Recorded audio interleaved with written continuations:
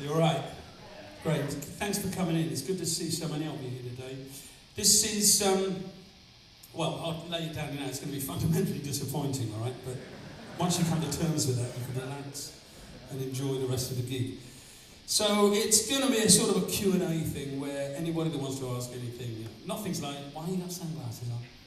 There's a reason. Got a hangover? All right, let's get that out of the way. But things, you can ask me anything you want, seriously. But we're going to kick off with a little piece that actually was written for the first ever London bass guitar show. I'll just strap my bass on while I'm doing this. Can't beat a strap on a Saturday.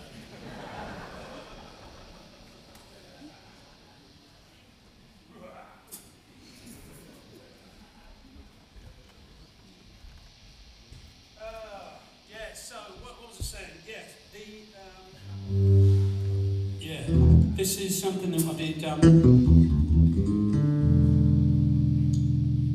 for the first London bass guitar show.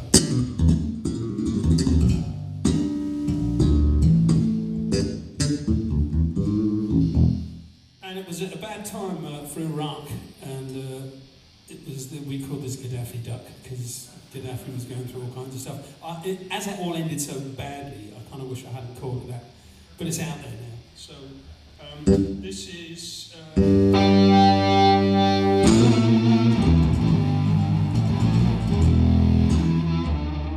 getting that? Can you hear that fog thing? Yeah? Fuck me, is anyone in it? You know this is a Q&A, yeah?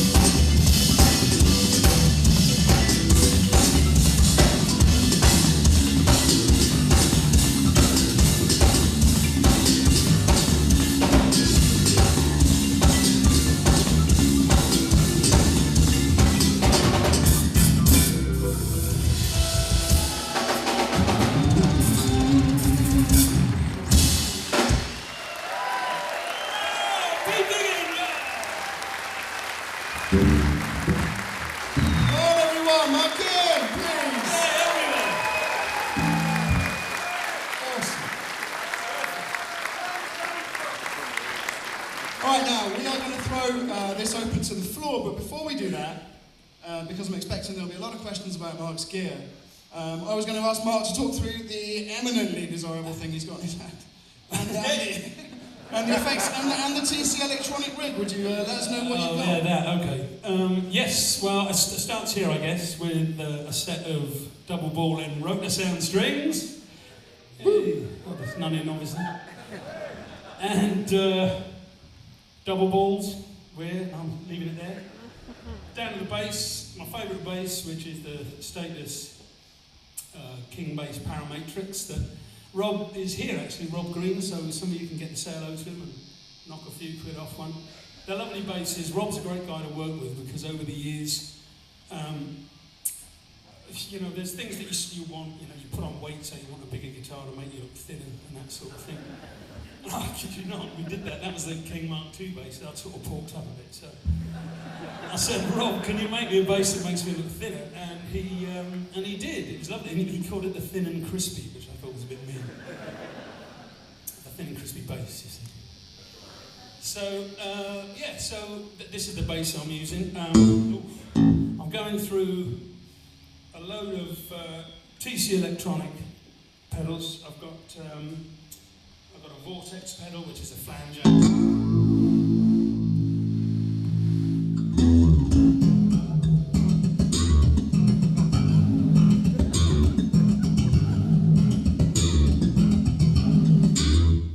Real nice flange. I've got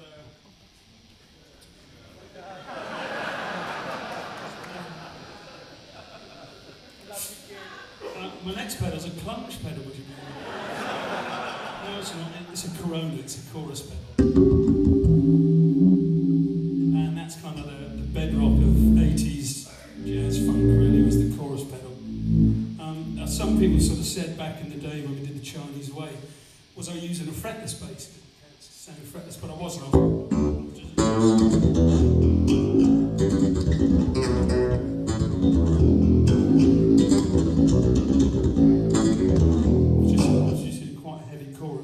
Gives you that same sound that the natural chorusing you get on a fretless bass. This keeps kicking off back here, by the way. Next thing is a flashback pedal, which I use as a looper, and I also use it, of course, for the delays. So you know, yeah, and it's great too. This is a really good songwriting tool. The Too Much Time track was really thought up on this after working with Larry Graham on some stuff, so you get sort of a...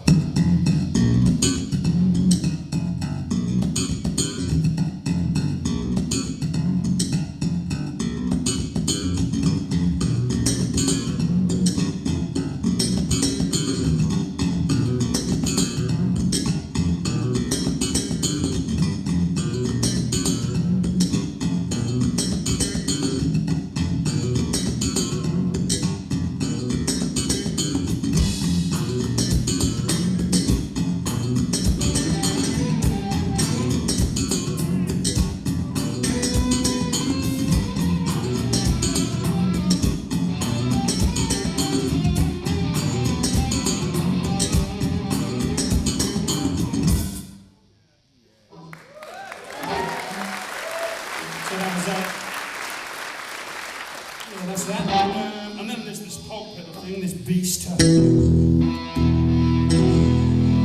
which I kind of discovered watching Drenge play about 18 months ago, and latterly, of course, Royal Beast do such a good job with it.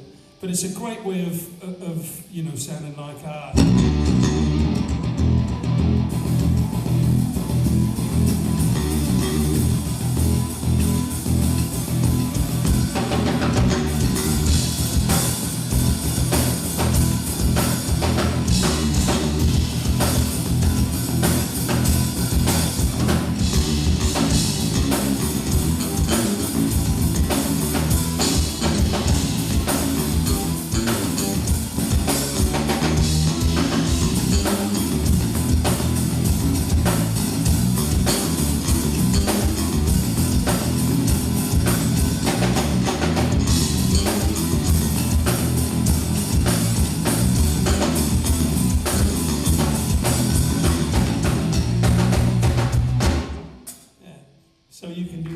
big sound and the sound good. You get a bit of vocals on top of that, it's a bit of a winner. What next? Yeah, I'll go through my TC Blacksmith rig, which is a 1600 watt digital head, and it's programmable. You can have lots of settings on it, which is really good, because a lot of times you do a gig and like the bass players are on before you, after you want to share the rig, so you can kind of set your sound up and they do their own thing. And of course you can use a foot pedal and go between different things yourself. 2 4x10 cabs. That's that hissing thing. It's not a snake. It's actually a guitar amp, and I don't know how to use it. There's too many strings and all that sort of stuff. But that's what I run the Polk through, and I probably didn't explain. I've got an amp splitter here, which is called a Big Shot. It's made by Radio Design, who are a very good Canadian company, high-end stuff, make great DI boxes. The JDV is about the best DI box you can use in the studio. And this splits the amp. So I'll go into the Big Shot pedal first, and that signal, obviously, that one signal is going to the bass amp. That signal's going to the guitar amp.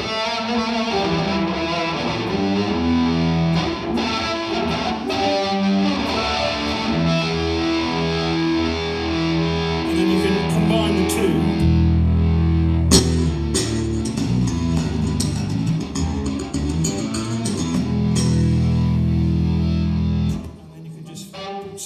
Whichever ones you want. That's how I was doing it, going between the guitar-y thing and the bass bit earlier on. And it's a great bit of kit because it's not powered or anything, so apart from the shit amp, it's actually quite noiseless. You know?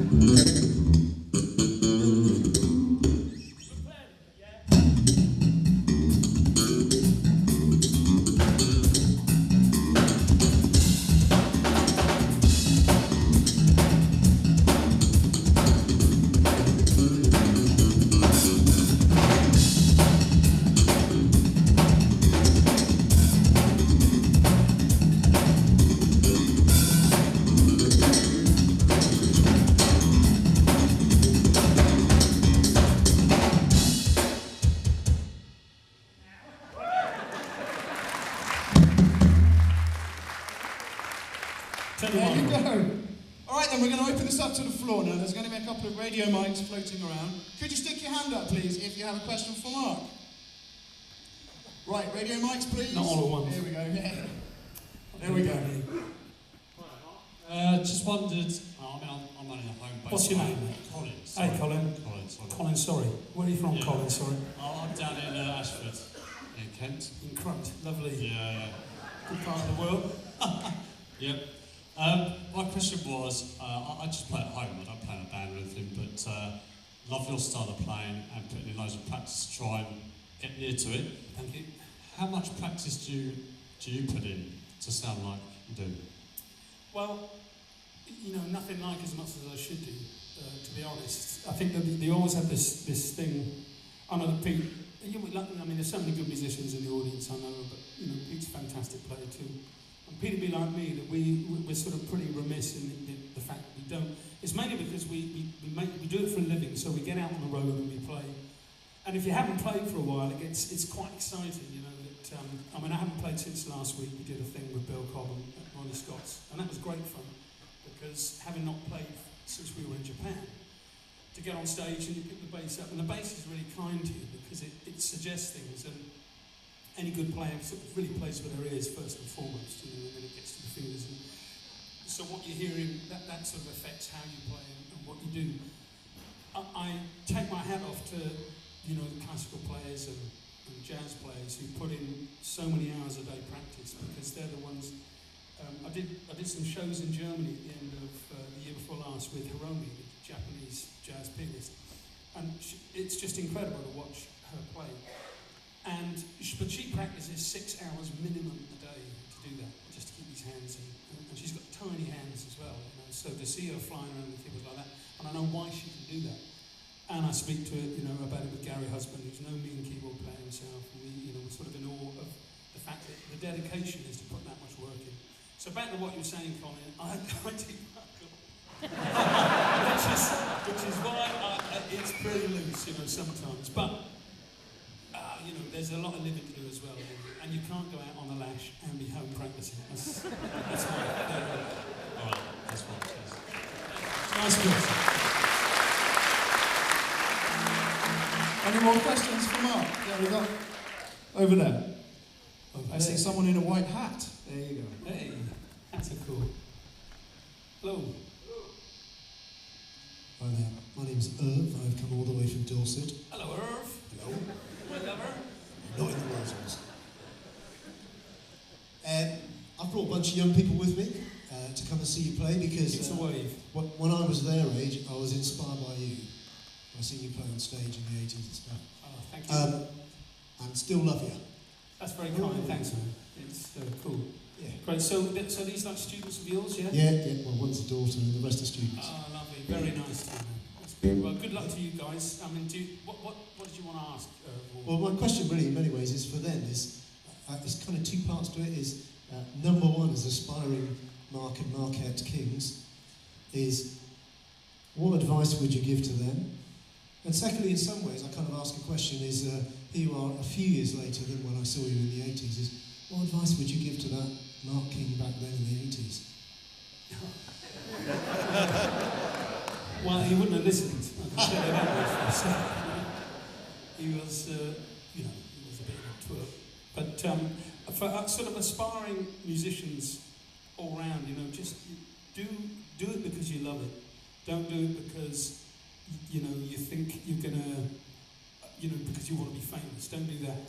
Do it because you love playing whatever instrument it is that you choose to pick up.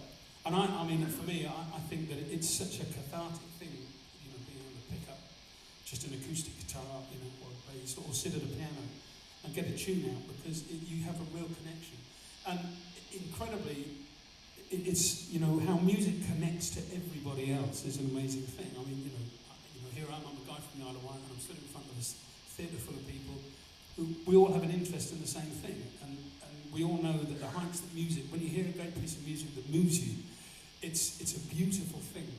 And I see it. I work as an ambassador for Nordoff Robbins Music Therapy charity, and I was lucky enough to go and sit in on one of their therapy sessions not so long back, and it's incredibly moving to see because they look after, they treat all kinds of people, all ages, with depression and autism and dementia, but of course they also treat physically and mentally handicapped kids. And I went and saw 4 children in wheelchairs who, to all intents and purposes, looked as if they had no key on the world at all.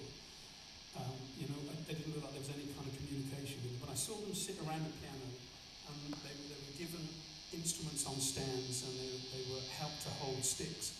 And it was, man, it makes you fill up just to watch, because the tutor started playing piano, and the kids really responded to it. And then there's a lady who sings, and she starts, involving the kid, and she says the kid's name. It says, "Hello, Tom, hello, Tom," and everybody starts playing. And within 10 minutes, you've never seen 4 happier, more engaged kids in all your life. It was just amazing to see. So it's a fantastic charity. But I digress from, any advice that I give to kids. Don't smoke. Don't do drugs. Mucky women. That's okay.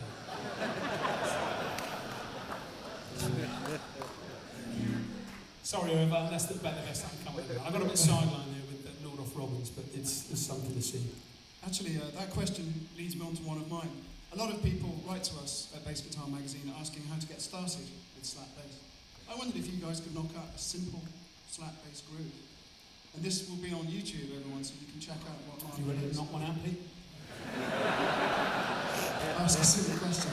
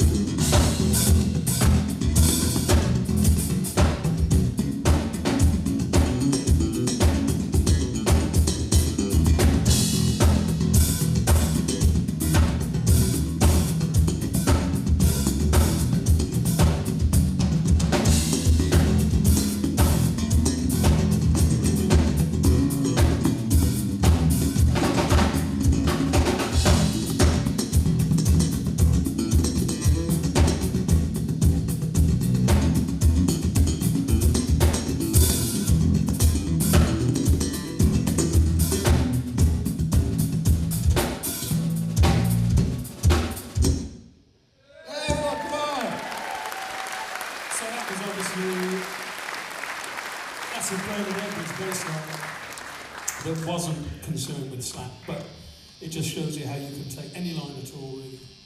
Start putting some slap on it, and then improvise, and take it somewhere else, you know, just sort of make it move.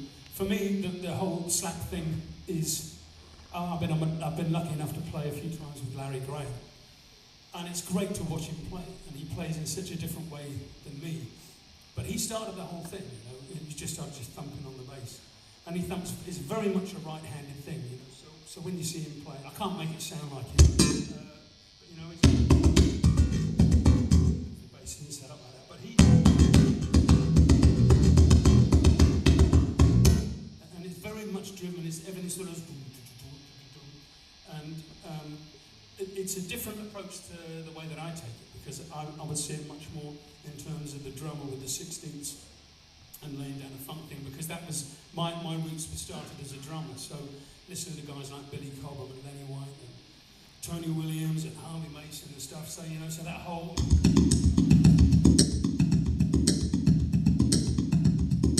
And this is very much a combination of both hands here doing the thing, so the fills that I put in and the way that I'll move it will be very much the way that a drummer would, you know. So if you'd stay down a simple 4 and then you start taking it out and putting fills in and stuff.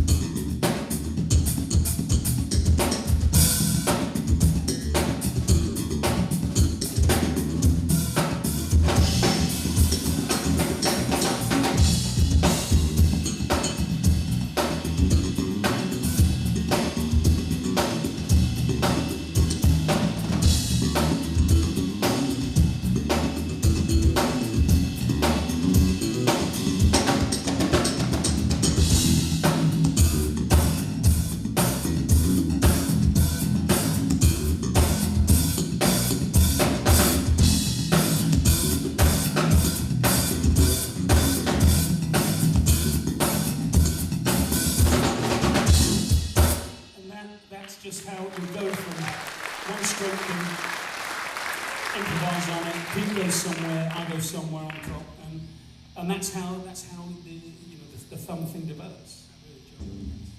Well, ladies and gentlemen, that is us out of time.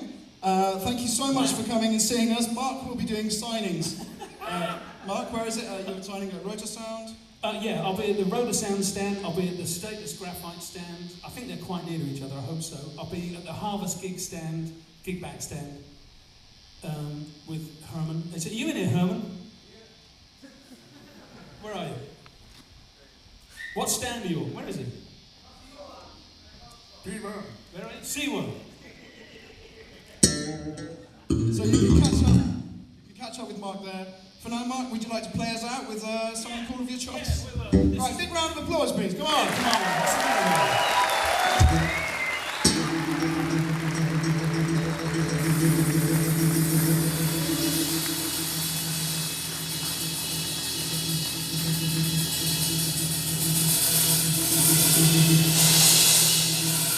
This is an old favourite. This is, well, I don't know if it is an old favourite, actually. I don't even like it myself, but it's very old. It's 90. Yeah, thank you. I'm here all week. It's from 1980. It's a song. It's called. It was originally called Mr. Pink, but it's 35 years old, so it's Mr. and Mrs. Pink. All right.